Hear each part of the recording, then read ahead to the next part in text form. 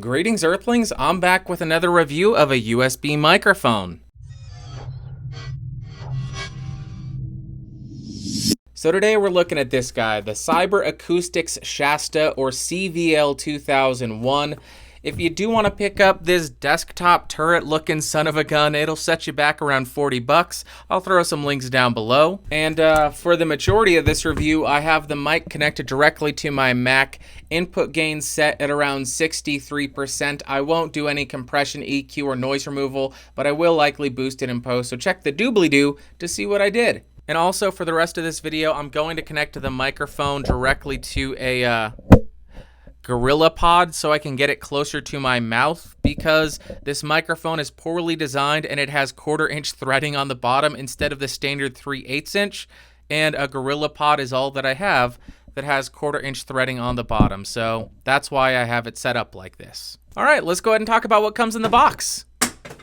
You get the microphone, the desktop stand and mounting system is pre-installed. You get a USB cable, and you get some documentation. As far as the build quality, there's not much redeeming about this thing. It has an all-plastic body, a really flimsy metal mesh grill, which I unintentionally dented because I squeezed it just a little bit too hard.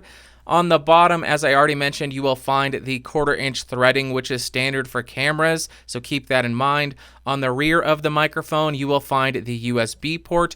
And on the top, you will find an LED indicator light to let you know that you are plugged in and getting power. Now, as far as the specs, this thing has a cardioid polar pattern, a frequency response of 40 Hz to 18 kHz, a sampling rate of up to 44.1 kHz, and a bit depth of 16-bit. Now I'm spinning around the microphone to see what the off-axis coloration is, as well as what the actual polar pattern is.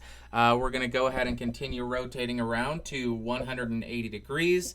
Then we'll continue back around to 90 degrees to see what the off-axis coloration is, and then continue around until we are back on axis. So I went ahead and reattached it to the base that it came with, and I will set this down directly in front of me, pointed right at my mouth, and go ahead and type on a keyboard with Cherry MX Blues to show you the kind of background noise that this thing picks up in comparison to my voice. And that right there is really why I hate desktop stands like this. They just offer no shock absorption. Now I'm right on top of the microphone to test for proximity effect, and I did have to drop my gain down to about 25%. Now I'm about 1 foot away from the microphone, about 2 feet away from the microphone, and now we're about 4 feet away from this bitch. Now I have the mic connected directly to a Windows 10 PC. I will go ahead and set it on the desk. My input gain is currently set at 85%. And this is how the audio is sounding.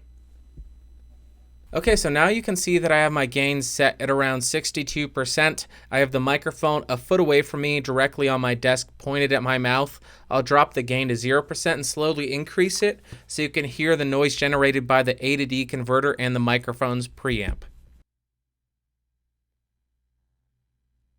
25%.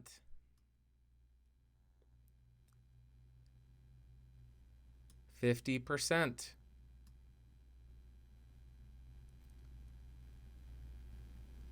75%.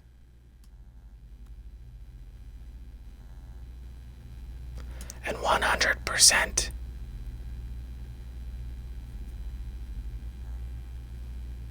Now let's go ahead and take a look at the latency of this thing. With an I/O buffer size of 256 samples, we have a 16.5 millisecond round trip or 6.5 millisecond output. If we drop this to 128, we're at 11 milliseconds round trip or 3.5 milliseconds output.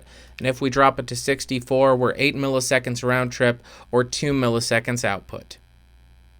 Now, due to the design of this thing, I'm just going to leave it directly on the provided stand, and I'll play my acoustic and sing to show you what kind of sound you get and what kind of mix you can get. I was hoping that I would have something to say, but I've got nothing left in my brain today. So by now, I'm pretty sure most of you can guess where this review is going to head. First up, in terms of pros, this thing is actually plug and play, which is always nice, and the latency of this thing is surprisingly good considering it's only 44.1. And then we get to the cons, and the first thing is the abysmal noise floor. There was just a constant hiss on this thing. Secondly, either there is a grounding issue or a shielding issue, which was really apparent during the noise floor test as well as the latency test. I hate the fact that they included a 1/4 inch threading as opposed to 3/8 inch threading, and the build quality of this thing is pretty bad with a plastic body and a really flimsy metal mesh grill that I dented by barely squeezing it. So as far as my overall thoughts, even if I loved the tone of this microphone, which I don't by the way, I think it's pretty much unusable due to the shielding, the grounding, and the noise floor issue. It's just so bad and so loud that pretty much anything you record with this, unless it's just for demo's sake, will be pretty much unusable in my opinion. So would I recommend this thing? No, and I know some people are already typing, it's only $40, your expectations are too high, you're so mean. False. My expectations are not too high. Just go ahead and look at the Neewer NW3U, which is cheaper than this thing and sounds better, or look at the Marantz PodPack 1, which sounds much, much better and comes with a boom arm, and it's only $10 more for that pack. That's a much better deal than this thing. So I think under almost no circumstances should anybody buy this. It's just not a good deal, and the noise floor and everything, it just ruins it. Alright guys, that's gonna do it for today. I know you're all thinking, gosh, Bander's in a bad mood, he's being so negative lately. But I've just been testing microphones that haven't been terribly impressive.